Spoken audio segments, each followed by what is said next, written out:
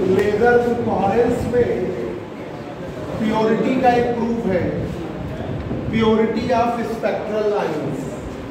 ठीक है, फिर न्यूमेरिकल बताएं, थोड़े से ही न्यूमेरिकल है वो बता दें आपको। इस लेसन में 2 ही 4 न्यूमेरिकल है। प्योरिटी ऑफ स्पेक्ट्रल लाइंस का प्रूफ है।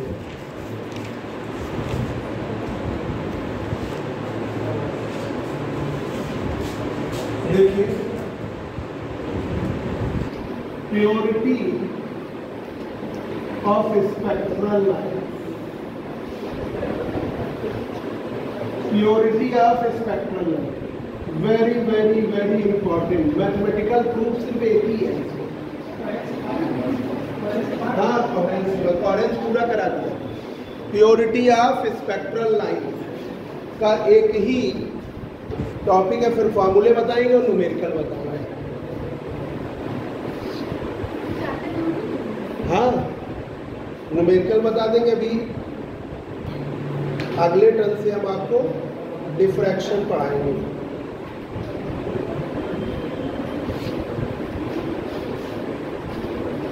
दस अक्टूबर से आपको हम 10 तारीख से नया पेपर, 3rd पेपर पहले पढ़ाएंगे। नहीं, इसी टॉपिक में कोहेरेंस कल जो पढ़े उसी के आगे लिखिए। देखिए, अगर फ्रिंजेस का डिस्प्लेस मतलब अगर मिरर, माइकलसन इंटरफेरोमीटर का मिरर, ठीक है, अगर जो डिस्प्लेस किया जा रहा है वो किसके बराबर हो डिस्प्लेस कर रहे हैं?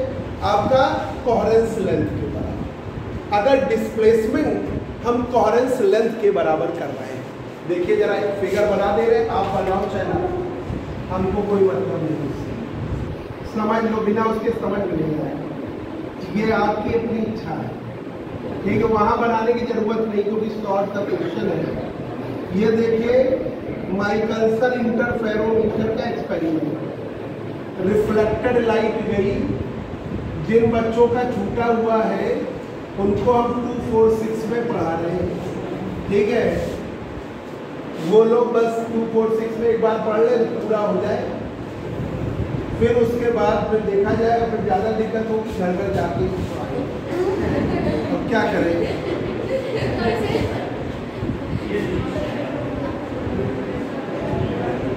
हंसिका शर्मा आने छोड़ दिए, खाली पे सर अब तो रेगुलर आ रहे हैं ना।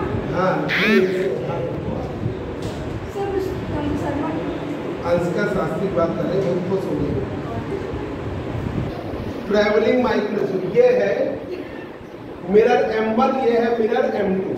ठीक है, इसमें मिरर M1 और M2 को डी डिस्टेंस डिस्प्लेस किया, तो हम डी डिस्टेंस डिस्प्लेस करते हैं, वो किसके बराबर? कोहेरेंस लेंथ के, कोहेरेंस लेंथ के बराबर।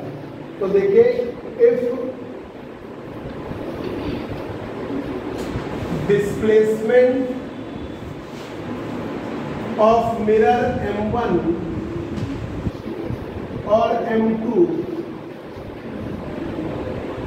is equal to coherence length, coherence length जो हम डिस्प्लेसमेंट ले रहे हैं M1 और M2 का, वो कोहेरेंस लेंथ के बराबर है। तो आपको बता दें 2D बराबर N1 लैम्डा 1 N2 लैम्डा 2, ये आपने पढ़ा है। 2D बराबर N लैम्डा होता है, 2D बराबर N लैम्डा। अब आपने 2D बराबर N1 लैम्डा 1 और N2 लैम्डा 2 लगा दिया। D है डिस्प्लेसमेंट, D क्या है बेटा? डिस्प्लेसमेंट मिरर M1 और M2 कोई एक का, या तो M1 का कर रहे हैं या M2 का। जब हम D डिस्प्लेस करते हैं तो उसमें फ्रिंज पैटर्न ऐसे बनता है, बीच में भी समझ में आ जाएगा, कोई दिक्कत नहीं। फ्रिंज पैटर्न ऐसे बनता है और इसकी N1 फ्रिंज और नेक्स्ट वाली ये वाली N1 और नेक्स्ट वाली N2, दोनों शिफ्ट हो जाती, पैटर्न से गायब। N1 वाली जो है और N2 वाली, ठीक है, दोनों शिफ्ट हो जाती है। N1 जो ब्राइट है, मान लो पहली, दूसरी, तीसरी, चौथी, पांचवी फ्रिंज आपको जाती हुई दिख रही है और छठवीं फ्रिंज भी जाती हुई दिख रही है। पांचवी ब्राइट भी जाती हुई दिख रही है और छठवीं ब्राइट भी जाती हुई दिख रही है। तो आपका फॉर्मूला होता है डिस्प्लेसमेंट कितना किया 2D, फ्रिंज कितनी शिफ्ट हुई n, और लैम्डा है वेवलेंथ, ये सिंगल वेवलेंथ के लिए। अब वहाँ स्पेक्ट्रम है, अगर वहाँ पर स्पेक्ट्रल लाइन है तो आपका क्या किया 2D, ये n1 शिफ्ट हुई जिसकी वेवलेंथ है n1 की वेवलेंथ है λ1, n2 शिफ्ट हुई उसकी वेवलेंथ है λ2। तो आपने लगा दिया 2D n1 λ1 n2 λ2। अब ये 2D का मान किसके बराबर है, कोहेरेंस लेंथ। 2D की वैल्यू है कोहेरेंस लेंथ की बराबर। कोहेरेंस लेंथ का मान L बराबर टाउ सी है। कोहेरेंस लेंथ का मान L बराबर टाउ सी है। टाउ है कोहेरेंस टाइम, और C है स्पीड ऑफ लाइट। बोलोगे हम लाइट स्पीड पूछ लेंगे, 3 × 10⁻, ये ठीक है C के बराबर। तो L बराबर टाउ सी, हमने इस L के बराबर डिस्प्लेसमेंट ले लिया। 2D बराबर किसके है L। अब हमने 2D की जगह L रखेंगे तो N1 का मान तो N रहता है। उस स्थिति में जब आप इतना कम डिस्प्लेसमेंट करते हो कि जो कोहेरेंस लेंथ के बराबर का डिस्प्लेसमेंट है, तो N1 का मान लो N है, N का मतलब है 10, या मान लो 5, ठीक है। N2 जो होती है वो N+1/2, मतलब वो एक आगे ना बढ़कर दूसरे पर ओवरलैप करने लगती है। तो जब कोहेरेंस लेंथ के बराबर होता है तो N2 का मान N+1 होना चाहिए। जैसे N1 का मान लीजिए कॉन्जिक्यूटिव है तो N1 का मान लो मान है N और N2 का मान है N+1। यही तो है, पहली दूसरी ब्राइट की बात कर रहे हैं, तीसरी ब्राइट, चौथी ब्राइट, पांचवी ब्राइट। तो ये है पांचवी ब्राइट और अगली वाली क्या है, छठवीं ब्राइट, ठीक है। अब जब आपका कोहेरेंस लेंथ के बराबर हुआ तो वो ऑर्डर जो है 10, मान लीजिए 5 था, अगला वाला 6 था। अब वो 5 से 6 ना होकर क्या हो जा रहा है 6.5 या 5.5, मतलब वो ओवरलैपिंग की स्थिति बन गई। तो n का मान है n, n2 का मान है N+1/2। ये है माइकलसन इंटरफेरोमीटर। माइकलसन इंटरफेरोमीटर में एक सोर्स लिया गया, आगे लेंस लिया, सेमी सिल्वर पॉजिटिव प्लेट ली, लाइट रिफ्लेक्ट करके M1 की तरफ गई, इधर रिफ्लेक्ट करके वापस आई, इधर रिफ्लेक्ट करी, ये ओवरलैप करी, ये फ्रिंज पैटर्न, ठीक है। इस फ्रिंज पैटर्न में हमने माना भाई, और अगर जैसे आप ये लाइट लेते हो तो लाइट कौन सी लेते हो, सोडियम लाइट। सोडियम लाइट के पास 2 स्पेक्ट्रम होते हैं, λ1 5896 और λ2 5890 एंगस्ट्रॉम। तो ये आइडियल पैटर्न है। तो अपने आप चल रहा है कि पहली ब्राइट मान लो λ1 के कारण, तो दूसरी वाली बड़ी बनेगी λ2 के कारण, फिर तीसरी वाली फिर λ1 के कारण, फिर चौथी वाली λ2 के कारण। ये अपने आप ऐसा होता है, ठीक है। ये अगर आप प्रॉपर अरेंज कर दोगे तो इस तरीके का पैटर्न हो रहा है कि सेंट्रल ब्राइट जो बीच में ब्राइट बन रही है, बोर्ड का कलर, वो λ1 के कारण, फिर दूसरी वाली λ2, फिर तीसरी वाली फिर λ1, चौथी वाली फिर λ2, ऐसे पैटर्न चल रहा है। अब इस पैटर्न में क्या करते हैं, जब हम मिरर को डिस्प्लेस कराते हैं, ये जनरल माइकलसन की बात कर रहे हैं, जब हम डिस्प्लेस कराते हैं, इसको हमने डी डिस्टेंस डिस्प्लेस कराया। तो जब डी डिस्टेंस डिस्प्लेस करते हैं तो पाथ डिफरेंस क्या आता है 2D। भाई पाथ में अंतर, ये वाली रे जाएगी लौट के आएगी, तो उसके में डी और डी 2D। कोई एक को करेंगे तो जाने वाली और लौट के आने के बीच में अंतर कितना है 2D, और इधर जो गई वो फिक्स है, कोई एक कोई, तो पाथ डिफरेंस क्या है 2D। फ्रिंजेस मान लिया कि 10 फ्रिंजेस हमें दिखती हैं जाती, या 10 फ्रिंजेस अंदर जाती हुई दिखती है, तो वो 10 फ्रिंजेस की संख्या n और वेवलेंथ लैम्डा, तो 2D बराबर n लैम्डा माइकलसन इंटरफेरोमीटर का फॉर्मूला। 2D बराबर n लैम्डा, इस पर न्यूमेरिकल भी लगाते हैं। D displacement of mirror m1 और m2, और n है यहाँ पर ऑर्डर और लैम्डा है वेवलेंथ। अब हम आ गए इस एक्सपेरिमेंट में।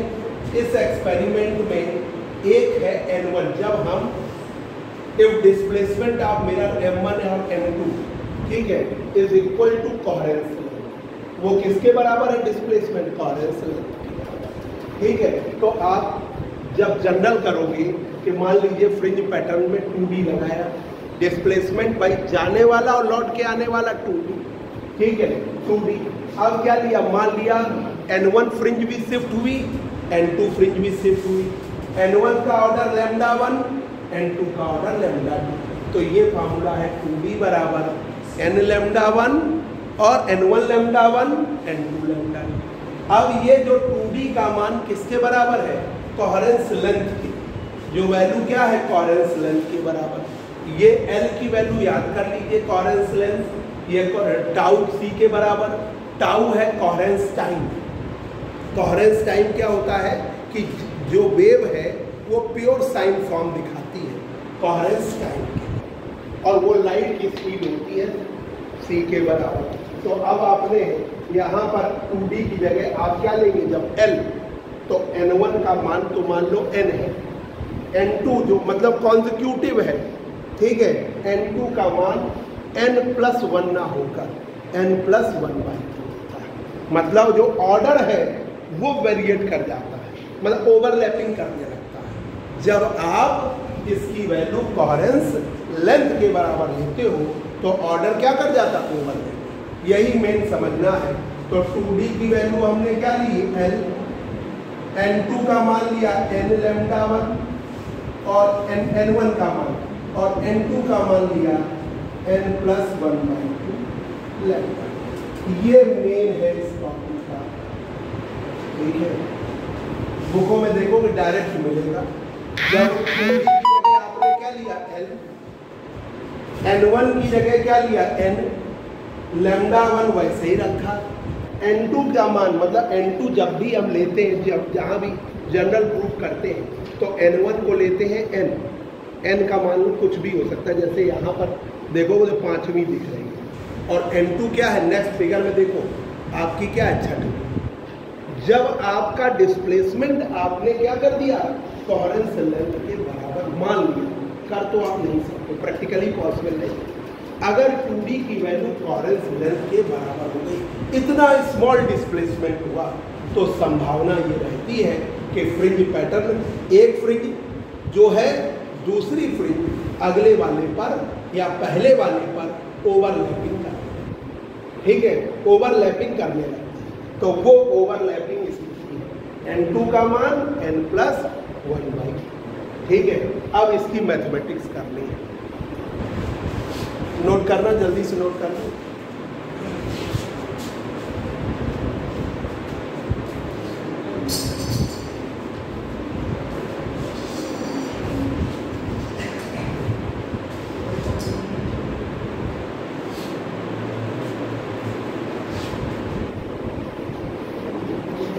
फिगर वैसे बना लीजिए, आगे के लिए बहुत ज़्यादा ज़रूरत नहीं है फिगर।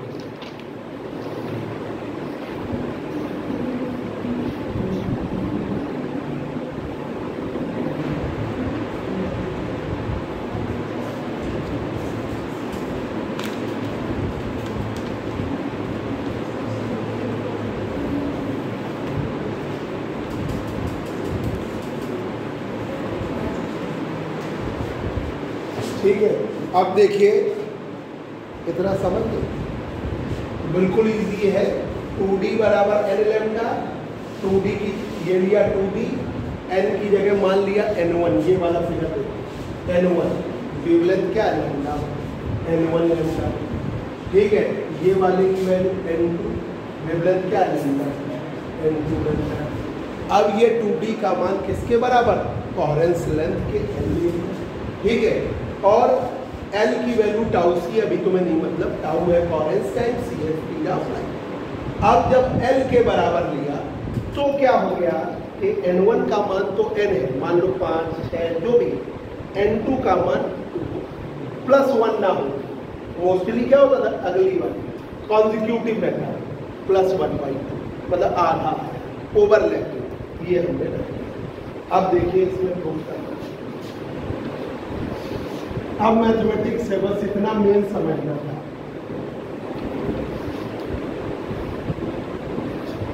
अब देखिए इसी रिलेशन से फ्रॉम इक्वेशन सेकेंड, इसी रिलेशन से L बराबर n लैम्डा, L बराबर n लैम्डा 1,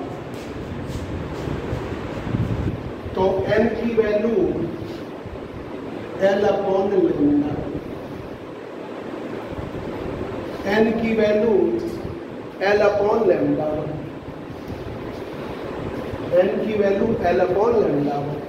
अब ये रखिए n का मान, putting the value of n, proof बहुत छोटा सा, बस यही मेन था, putting the value of n in equation second में रखना, तो सेकेंड में रखना L बराबर n लैम्डा 1, बच्चों बोलो नहीं, n + 1/2 लैम्डा, बस इतना और इतना लीजिए, L बराबर n + 1/2 लैम्डा। n की जगह हमने क्या रख दिया, L अपॉन लैम्डा, तो L बराबर n की जगह रख दिया, और इसे भी नीचे कर दो L अपॉन लैम्डा, n की जगह क्या कर दीजिए L अपॉन लैम्डा प्लस 1, ठीक है। इसे कर L अपॉन लैम्डा 2 इसे नीचे किया, और n की जगह हमने रख दिया इक्वेशन थर्ड वाला, इक्वेशन थर्ड वाला। इसको आप क्या करिए, इधर लाइए, L upon lambda 2 L upon lambda 1 बराबर 1/2, L बाहर लीजिए, इधर वाला नोट हो गया सबका बेटा, इधर नोट कर लिया,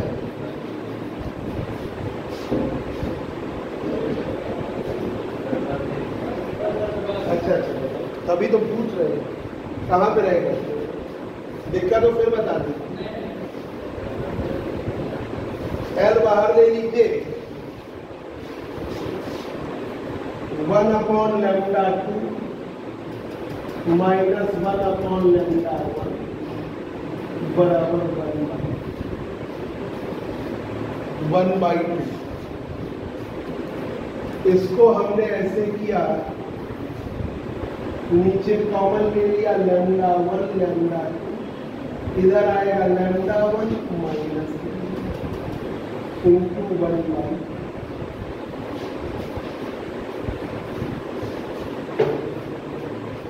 ठीक है। ये आपका रिलेशन आया, L की वैल्यू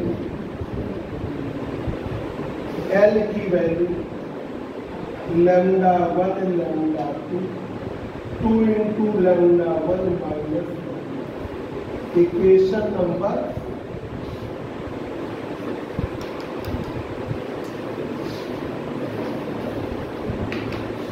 इक्वेशन नंबर 4।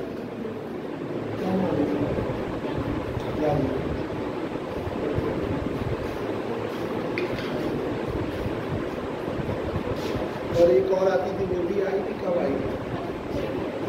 अच्छा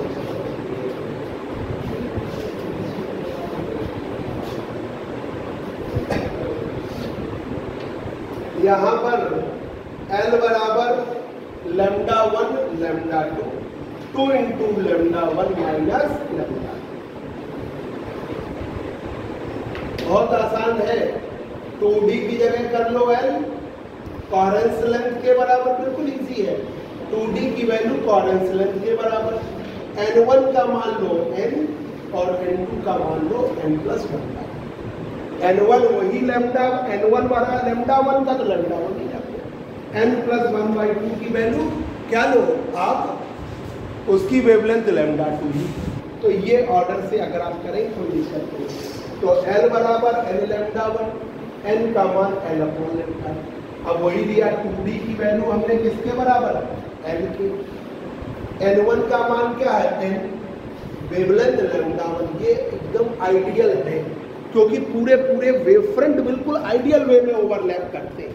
तो इसलिए ऐसा अपने आप फॉर्म होता है कि N ऑर्डर है, मान लीजिए 5वीं फ्रिंज, उसकी वेवलेंथ है λ1, तो नेक्स्ट जो 6वीं फ्रिंज होगी वो λ2 के कारण। ये अपने आप, जैसे आप प्रैक्टिकल करोगे जाके और आपने एक्सपेरिमेंट कोई भी सेट किया, न्यूटन रिंग का एक्सपेरिमेंट सेट किया, तो उसमें दे रहे हो आप सोडियम लाइट, आप वहाँ पर उसके सोर्स के आगे ऐसे कापी लगा दो और बीच में रीडिंग लैंप कर दो, या रीडिंग लैंप नहीं आ पा रहा है तो आप, तो आपके पास मोबाइल है, मोबाइल की टार्च जला दो, तो देखिएगा एक मित्र जला दे और दूसरा वहाँ देखेगा, तो आपको पैटर्न पूरा सेट हो चुका है। तो आपको कलर्ड पैटर्न दिखेगा, violet, indigo, blue, green, yellow, orange और रेड। जब पैटर्न बिल्कुल आइडियल से, तो मतलब ये हुआ कि पहले वायलेट के कारण फ्रिंज बनी, ठीक है, विवियोर फॉर्म है ना, वायलेट के कारण बनी, फिर इंडिगो के कारण बनेगी, फिर ब्लू के कारण बनेगी, फिर ग्रीन के कारण बनेगी। तो पैटर्न इस तरह आइडियल चलता है। तो N1 की वैल्यू मान लीजिए, N मान लो 5वीं फ्रिंज है और वो λ1 के कारण बन रही है क्योंकि हम सोडियम लाइट ले रहे हैं, उसके पास 2 वेवलेंथ है, एक λ1 और एक λ2। तो N λ1 एक के लिए, तो दूसरी वाली क्या होगी, जस्ट λ2। उसके पास 2 स्पेक्ट्रम होते, याद करना। सोडियम, ये कॉलेज का बड़ा मेन प्रैक्टिकल होगा, तो आपसे जब भी वाइवा होगा, टीचर जब बेसिक क्वेश्चन पूछता है तो ये जरूर पूछता है कि सोडियम लाइट में कौन कौन से वेवलेंथ है। तो सोडियम लाइट में 2 स्पेक्ट्रम है, एक 5896 एंगस्ट्रॉम का और एक 5890 एंगस्ट्रॉम। तो λ1 जो माना जाता है और होता भी है 5896 एंगस्ट्रॉम का है और λ2 5890 एंगस्ट्रॉम। आपको थर्ड पेपर में सोडियम लाइट का स्पेक्ट्रम भी पढ़ना है, तो वहां पे हम बताएंगे कि एटम कहां से कहां जंप किया तो λ1 प्रोड्यूस हो रहा है, एटम यहां जंप कर रहा है तो λ2। तो जब यहां पे 2 वेवलेंथ तो हमेशा क्रम चलेगा, पहली λ1 के कारण तो दूसरी λ2 के कारण, फिर तीसरी फिर λ1 के कारण, फिर चौथी λ2 के कारण। अगर ऐसा नहीं हो रहा तो फिर पैटर्न इंटरफेरेंस प्रॉपर आप नहीं कर पा रहे, ठीक है। ऐसे तो यहाँ भी ओवरलैपिंग हो रही है पर यहाँ कोई पैटर्न आइडियल नहीं है, तभी आपको फ्रिंजेस नहीं दिखते। क्या इंटरफेरेंस भी हो रहा होगा, काउंटर डिफ्रैक्शन भी हो रहा है, यहाँ प्रॉपर इंटरफेरेंस हो रहा है। तो यहाँ पर n λ1 था, अब होना चाहिए था n+1 λ2, पर ये जो डिस्प्लेसमेंट थी ये किसके बराबर ले ली, जो हम 2D लेते थे वो कोहेरेंस लेंथ। ऐसा प्रैक्टिकली आप नहीं कर सकते, ये बस थ्योरी में पढ़ सकते कि आपने डिस्प्लेसमेंट जो कर दिया कोहेरेंस लेंथ के बराबर। कोहेरेंस लेंथ वो डिस्टेंस है जिसमें पल्स पूरा साइन फॉर्म बनाते हैं। जो लाइट पल्स प्रोड्यूस हुई उसका पूरा प्योर साइन फॉर्म है, उसके बाद ही ब्रेक होता है। ये तो वो पॉसिबल नहीं होता पर थ्योरिकल बेस पे पढ़ सकते हो। तो 2D की जगह आपने क्या लिया L, तो n λ1 और ये क्या हो गया n+1/2 λ2। अब आपने क्या किया, इतना लिया L n+1/2 λ2, इधर λ2 इधर किया, n की जगह यही वाला लिख दिया L/λ1। मैथमेटिक्स आप समझ लो, L बाहर लिया, ठीक है, 1/λ2 -1/λ1, इधर आएगा λ1, इधर आएगा λ2, λ1 बराबर 1/2। तो ये आ गया L बराबर λ1 λ2 2 इंटू λ1 माइनस λ2, 2 इंटू λ1 माइनस λ2। अब आपको बता दें ये था 2 के बीच का, लैम्डा 1 और लैम्डा 2 के बीच का। अब अगर हम पूरा स्पेक्ट्रम में पूरी विड्थ लें तो हम जस्ट डबल कर देंगे, ठीक है। तो लिखिए फॉर होल बीम या होल विड्थ, पूरी विड्थ के लिए आप डबल करेंगे तो L की value lambda 1 lambda 2 lambda 1 minus 2 times कर देंगे। L से कोई नहीं मतलब उधर 2 हटा दीजिए, इधर का 2 हटा दीजिए या 2 से मल्टीप्लाई करके ये कर, ठीक है। L बराबर lambda 1 lambda 2 lambda 1 minus lambda, इधर का 2 हट जाएगा, 2 मल्टीप्लाई हो जाएगा। अब देखिए लैम्डा 1 की वैल्यू लैम्डा 1 की वैल्यू लैम्डा 1 की वैल्यू और लगभग हमने लैम्डा के बराबर ले लिया। भाई कितने का अंतर है, 5896 और 5890, तो 6 एंगस्ट्रॉम का तो डिफरेंस है। लैम्डा 1 में 5896 एंगस्ट्रॉम और लैम्डा 2 में 5890 एंगस्ट्रॉम, तो 6 एंगस्ट्रॉम का डिफरेंस कोई अंतर नहीं। तो लैम्डा 1 को हमने लैम्डा के बराबर मान लिया, लैम्डा 2 को लगभग लैम्डा के बराबर, लैम्डा 1 माइनस लैम्डा 2 को delta lambda, lambda 1 minus lambda 2 को डेल्टा लैम्डा के बराबर, ये आपने रख दिया। तो L बराबर आ गया lambda 1 lambda 2 lambda 1 minus lambda 2, रख दीजिए lambda square upon delta lambda square upon delta, lambda square upon delta, इससे L आ जाएगा कोहेरेंस लेंथ। आपको वेवलेंथ दे रखी है और कह रहा है कि वेवलेंथ का डिफरेंस दे रखा है, आपसे कह रहा है और आपको डेल्टा लैम्डा निकालना हो तो डेल्टा लैम्डा भी आ जाएगा लैम्डा स्क्वायर अपॉन, ठीक है। ये difference of wavelength, difference of wavelength. अभी तक हम लोग हाफ बीम के लिए कर रहे थे क्या? नहीं, मतलब ऐसा होता था दो कॉन्जिक्यूटिव के लिए कर रहे हैं, लैम्डा 1 लैम्डा, अब हमने स्टार्टिंग से लेकर एंड तक तो उसमें जस्ट डबल, ठीक है, वो बिट्स आधी पे जाता लगभग, अब हम पूरे पे ले रहे हैं। तो ये जो बच्चे नहीं समझ पा रहे हैं तो मैथमेटिक्स समझ लें, फिर हम उसको करा देंगे, ठीक है। यह बिल्कुल टेंशन नहीं है, इतने बार पढ़ा देंगे तुम थक जाओगे। अब देखिए डेल्टा लैम्डा बराबर लैम्डा स्क्वायर अपॉन ये हो गया। अब जरा बच्चों देखिए, हमें प्योरिटी ऑफ स्पेक्ट्रल लाइन लानी है, तो आपको बता दें लाइट की स्पीड c बराबर न्यू लैम्डा। यहाँ तक किसी को दिक्कत नोट तो नहीं कर रहे हो? सबका नोट हो गया? नोट कर लीजिए, नोट कर लीजिए।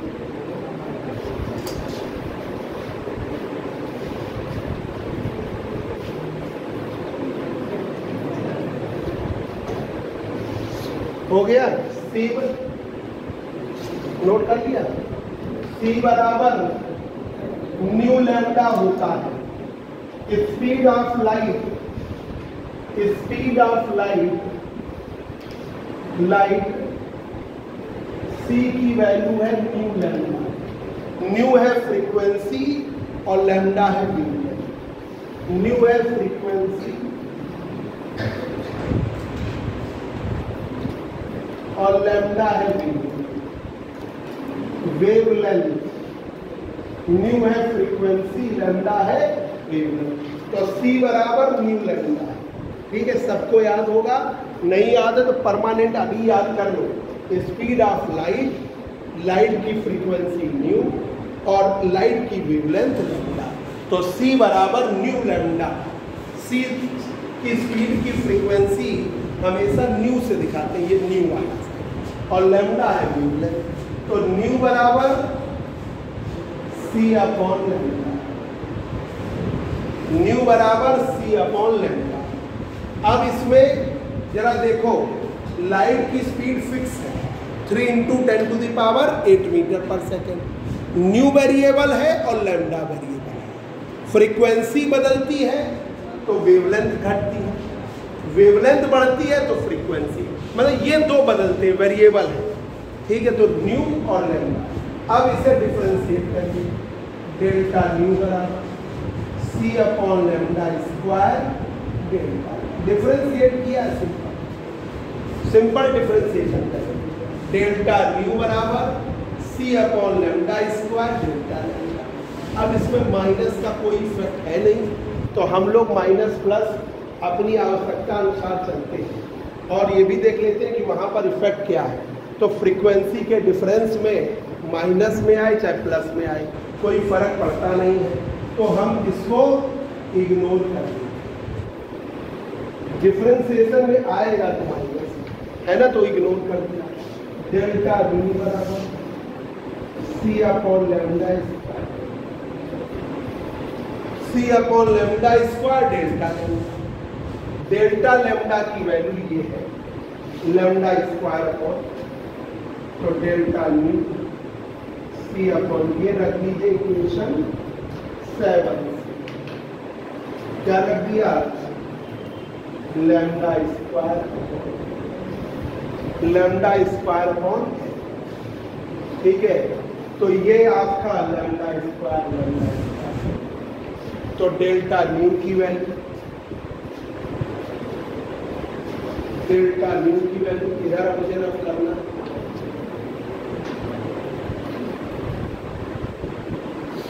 c बराबर न्यू लैम्डा लिया, न्यू बराबर c अपॉन लैम्डा। डिफरेंशिएट करो, अवकलन करिए, डिफरेंशिएट करिए, डिफरेंशिएट कर रहे हैं। तो आपने न्यू का किया डेल्टा न्यू, ठीक है। c as it is constant हो गया, 1 अपॉन लैम्डा का करोगे तो क्या होगा, माइनस में 1 upon lambda square delta lambda. इसमें किसी को दिक्कत तो बताए, या समझ गए डिफरेंशिएशन, ठीक है। अब हमने इस माइनस को इग्नोर कर दिया, क्योंकि फ्रीक्वेंसी का चेंज है, चाहे बढ़े चाहे घटे, रहेगी तो विड्थ के अंदर ही, तो वहाँ पर माइनस प्लस का कोई इफेक्ट नहीं है, तो हमने इसे इग्नोर कर दिया। तो c upon lambda square delta lambda, delta lambda की वैल्यू अब इससे लैम्डा स्क्वायर अपॉन, तो ये आ गया c अपॉन, तो डेल्टा न्यू की वैल्यू आ गई, डेल्टा न्यू की वैल्यू आ गई c अपॉन इक्वेशन। L है कोहेरेंस लेंथ, L आपकी है coherence length, coherence length capital L है कोहेरेंस लेंथ, और कोहेरेंस लेंथ की वैल्यू है L का मान टाउ c, और टाउ है कोहेरेंस टाइम, कोहेरेंस टाइम, ठीक है। जैसे लाइट वेव प्रोड्यूस हुई, जो लोग कंफ्यूज हो उनके लिए बता दें, जैसे लाइट वेव प्रोड्यूस हुई, यहाँ तक उसका प्योर साइन फॉर्म रहा, ठीक है। इसके बाद वो यहाँ से, तो ये टाइम कहलाएगा कोहेरेंस टाइम, ठीक है। जो टाइम है, अगर टाइम ग्राफ कर लिया तो ये है कोहेरेंस टाइम, और जो इसने लेंथ ट्रेवल की वो कोहेरेंस लेंथ, जो लेंथ ट्रेवल की वो कोहेरेंस लेंथ, और जो टाइम है वो कोहेरेंस टाइम। जिस टाइम के लिए लाइट वेव का फॉर्म प्योर साइन फॉर्म रहता है उसे हम क्या कहते हैं, कोहेरेंस टाइम। तो L की वैल्यू टाउ सी रख दीजिए, प्रूफ हो गया। हाँ बोलो बोलो बोलो बोलो ना,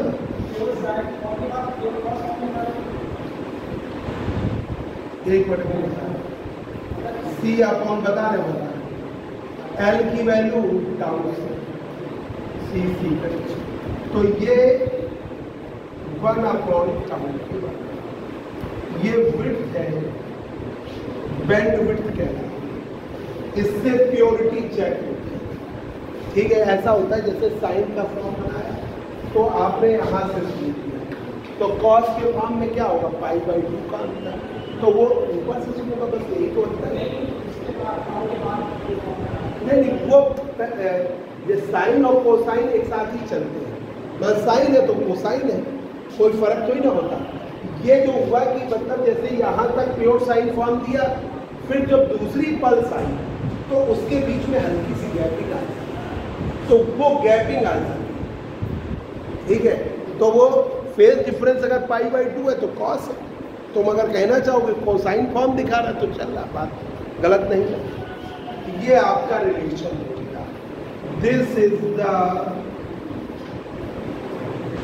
required relation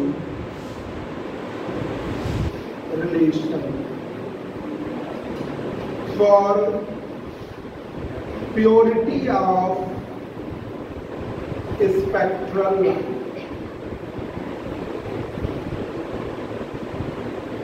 ये रिक्वायर्ड रिलेशन है प्योरिटी ऑफ स्पेक्ट्रल, क्या जो भी आ रहे हैं, प्योरिटी ऑफ स्पेक्ट्रल लाइन का ये रिक्वायर्ड।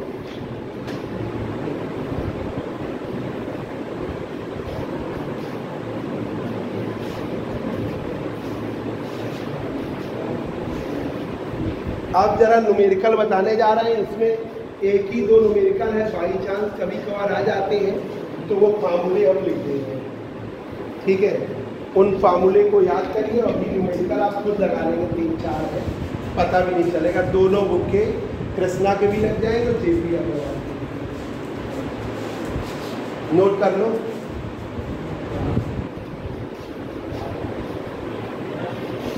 अगले टर्म से डिफरेंशियल दूसरा लेसन है, दूसरी यूनिट। ठीक है, अगले टर्म से दूसरा लेसन पढ़ोगे, नया लेसन, ये लास्ट। चलिए अब न्यूमेरिकल करेंगे।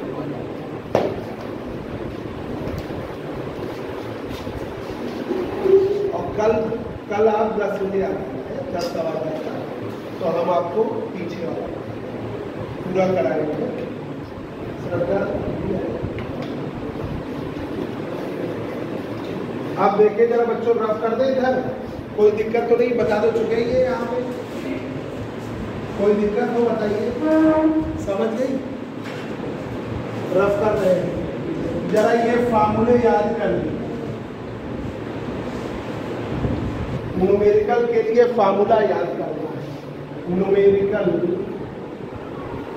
के लिए आपको डायरेक्ट फार्मूले याद करना। पहला फार्मूला कोहेरेंस लेंथ वाला L बराबर टाउ, अभी यूज कर रहे थे बार बार आप। L coherence length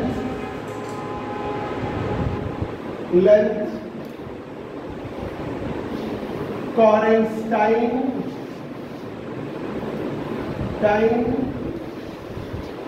speed of light. दूसरा फार्मूला C बराबर न्यू लैम्डा, C बराबर new lambda, C speed of light, speed of light, new है फ्रीक्वेंसी, लैम्डा है वेवलेंथ, लैम्डा है वेवलेंथ, तो C बराबर न्यू लैम्डा। ठीक है, ये फार्मूला पढ़े तो वही, पर फार्मूला याद करिए। तीसरा फार्मूला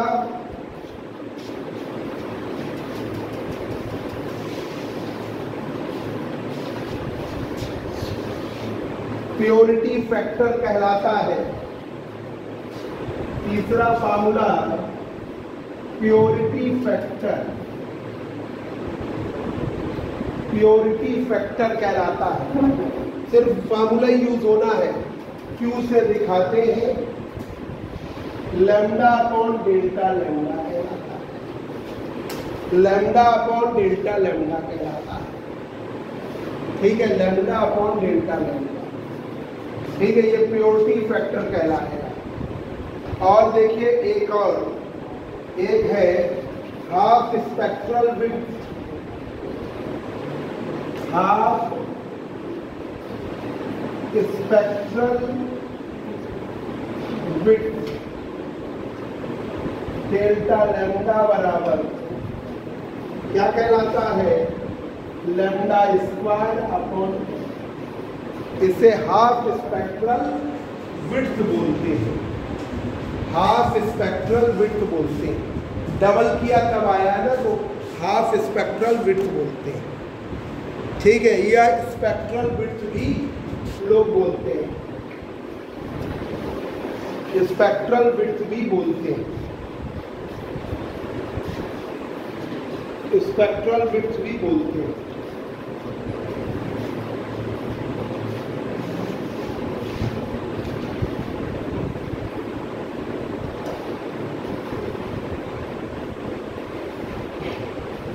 ये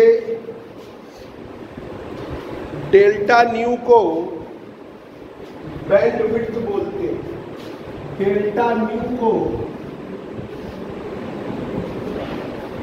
delta nu band width delta nu कहते हैं। 1/टाउ है, ये फॉर्मूला याद रखो। टाउ क्या है, कोहेरेंस टाइम। और एक और है नाम फॉर्मूला, ये हो गया 4, 5, 6,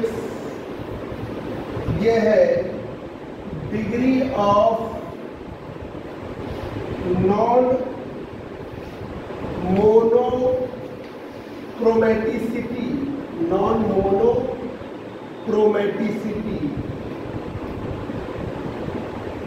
इससे हम delta nu upon new, delta nu upon new not, delta nu upon new not, कोई इनिशियल या स्पेशल फ्रीक्वेंसी होगी उसको दिखा देते हैं, या आप ऐसे भी कर देते हो डेल्टा न्यू अपॉन न्यू। ये बच्चों फार्मूले हैं, तो पहले 2-3 न्यूमेरिकल जो कृष्णा में दिए हैं वो लगवा दे रहे, इन्हीं में से अगर कभी आएगा तो यही न्यूमेरिकल ही आने हैं। देखिए अगर आएंगे तो बस इन्हीं में से 2 न्यूमेरिकल कृष्णा में है और 2 जीपीआर में। हो सकता है कोई न्यूमेरिकल आए ही ना इससे, अगर आ जाए तो उसके देखिए न्यूमेरिकल 1,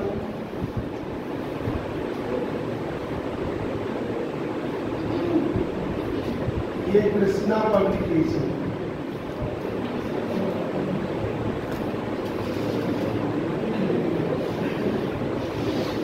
देखिए the coherence time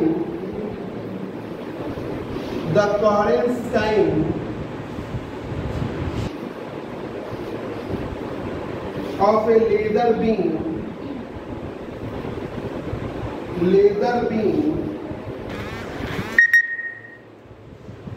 of wavelength 7400 angstrom, wavelength 7400 angstrom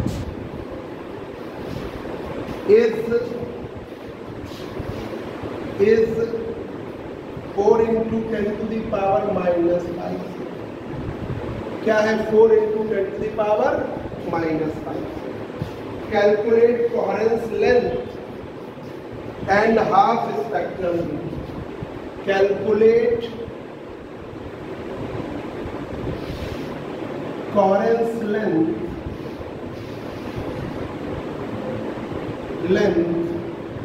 and half spectral width, half spectral, ये है बच्चों coherence length and half spherical width, coherence length and half spectral width, ये है।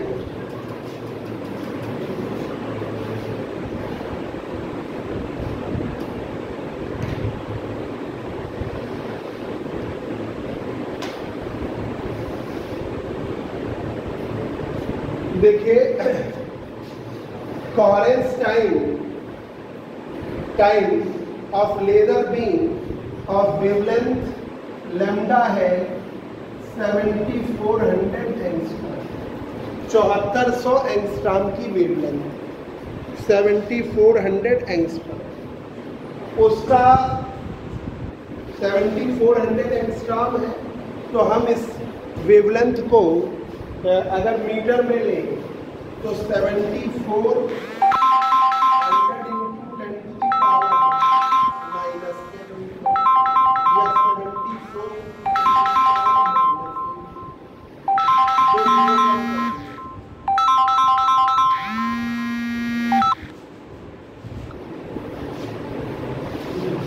और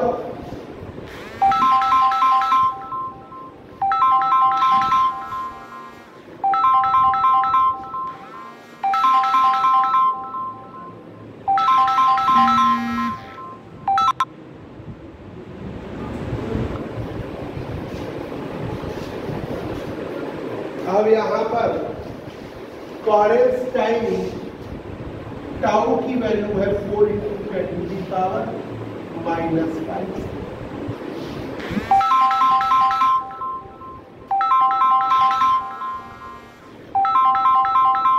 कोहेरेंस टाइम की वैल्यू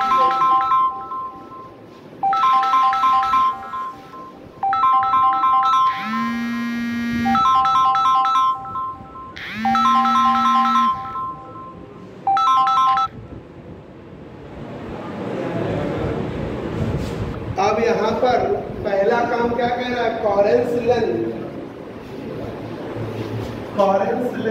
पहला कोहेरेंस लेंथ एल की value tau सी है, एल की वैल्यू टाउ सी है।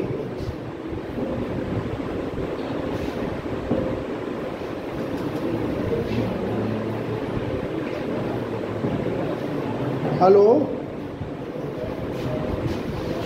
हाँ बताओ, बोलो। हाँ ले लेना 11 बजे है। टाउ की वैल्यू 4 × 10⁻⁻, और सी का मान है 3 × 10⁻। घटा लीजिए, ये हो गया 12 × 10⁻। ठीक है, तो ये आपका आया एल कोहेरेंस लेंथ की वैल्यू 12 × 10⁻³ मीटर या 12 किलोमीटर। ये आया कोहेरेंस लेंथ, ये कोहेरेंस लेंथ। दूसरा देखिए हाफ स्पेक्ट्रल विड्थ, ठीक है, हमको चाहिए है। दूसरा देखिए क्या कहा है, हाफ स्पेक्ट्रल विड्थ, आधी spectral width delta lambda square upon delta lambda square upon lambda की वैल्यू है, देखो जरा बच्चों, 74 × 10⁻⁻⁸ एल का मान है 12 × 10⁻, तो ये हो गया 74 × 74 -16 12 × 10⁻³ ऊपर ले जाओ, मल्टीप्लाई करिए जरा, क्या आ जाता है, कर लीजिए जरा डिवाइड, 0.45, ठीक है, 0.45 या डिवाइड करिए जरा, कैलकुलेशन करके बताइए, है 4.563 × 10 माइनस ये 16 तो हुआ था और ये ऊपर गया, तो ये 19 हुआ, -9 ये मीटर ये देख लीजिए, सब लोग देख लीजिए कैलकुलेशन करके। दूसरा एक और न्यूमेरिकल देख लीजिए, बस छोड़ रहे हैं।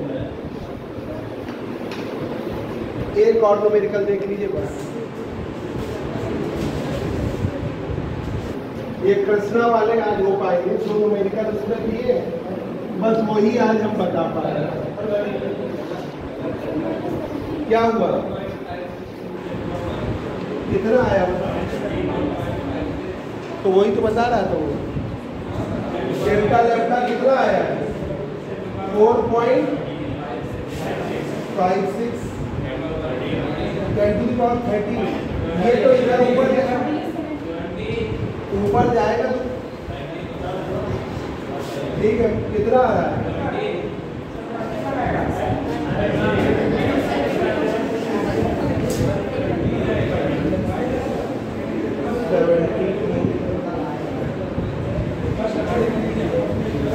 हम खुद कर ले, तुम लोग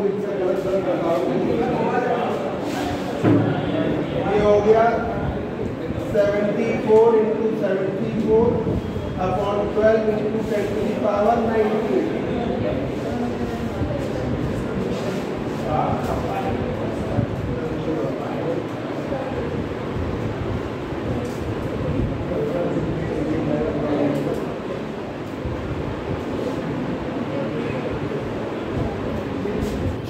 ये आ रहा है 456.33 10⁻−19। बस ठीक है।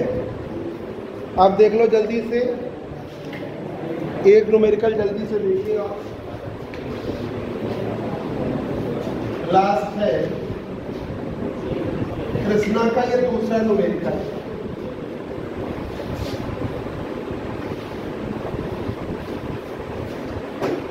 with a helium neon laser, with a helium neon laser, the fringes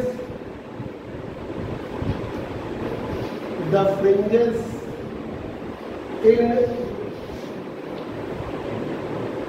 Michelson interferometer remained visible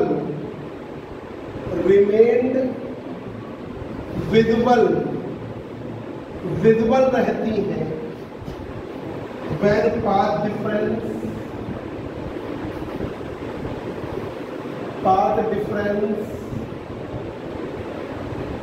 was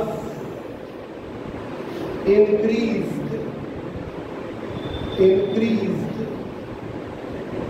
up to 8 meter. Deduce linear limit. Deduce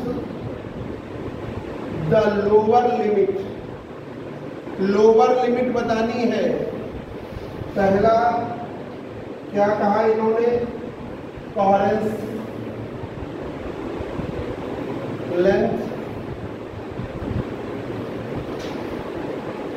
Deduce lower limit, deduce the following। गलत लिख रहे हैं। Deduce the following coherence length. दूसरा कहा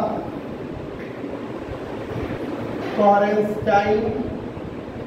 तीसरा कहा spectral half width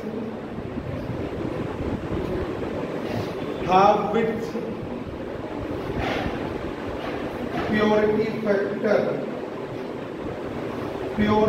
factor और lambda की वैल्यू दी हुई है 11.5 × 10⁻−10।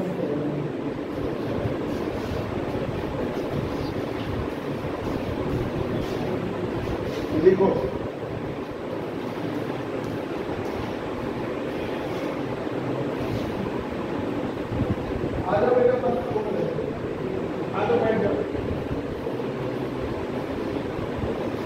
पीछे बैठ जाओ और 2 मिनट छोड़ दें। बैठ जाओ, बुलाना, बैठ जाओ, पीछे पंखे चलाना, उधर उधर वो वाली पट्टी। ठीक है, ये है आपको क्या क्या दे रखा है। कह रहा है with a helium neon laser the fringes in Michelson interferometer remain visible बनी रहती है। कब तक? जब पाथ डिफरेंस इंक्रीज किया जाता है 8 मीटर तक। तो पहला सॉल्यूशन तुरंत आ गया। पहला कोहेरेंस लेंथ 2D बराबर L था और वो कितना 8 मीटर। एक तो आपको तुरंत मिला।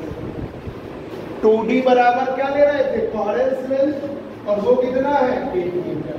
ये हो गया। दूसरा कोहेरेंस टाइम। कोहेरेंस टाइम कैसे निकालोगे? L बराबर टाउ C,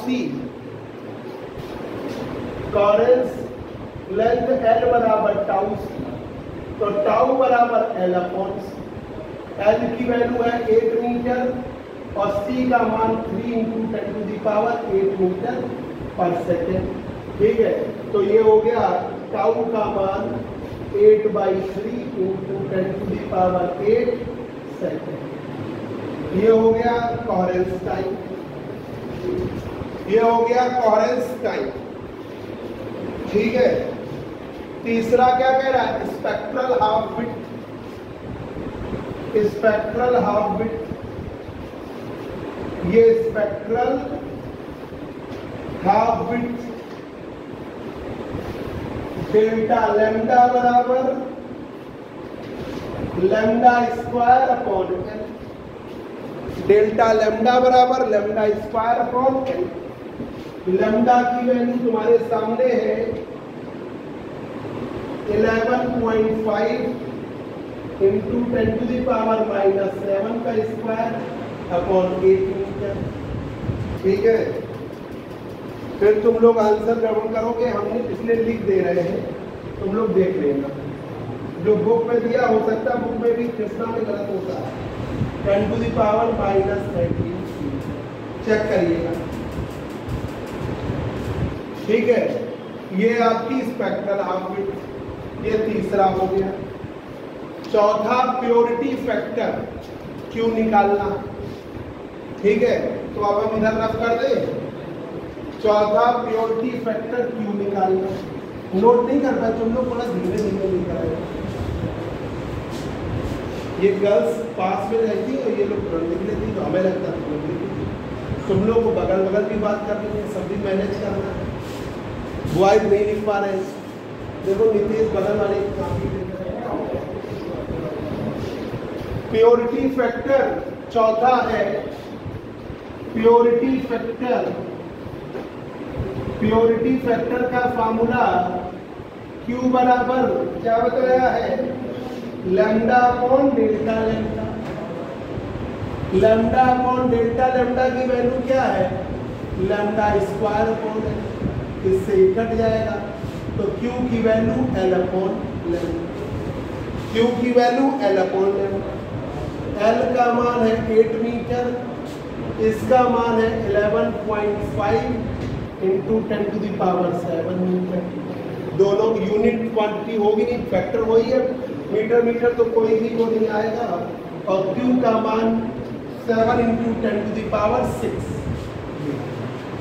बच्चों अब अगले टर्म से आपका सेकेंड यूनिट है डिफ्रैक्शन ऑफ लाइट, वो पढ़ाएंगे। Unit second diffraction of light. Diffraction of light. ठीक है, जिन लोगों की ऑप्टिक्स छूटी हुई है, ठीक है, जो बच्चे वो 246 में 10 बजे आ जाए 10 AM सुबह, तो उनको छुट्टी भी पढ़ा देंगे। ठीक है, उनको छूटा हुआ पढ़ा देंगे। ठीक है, तुमको रिवाइज करना और तुम आ जाएंगे, तुम तो पढ़ चुके हो ना पूरा। तुम लोग रेगुलर आप मत जाओ।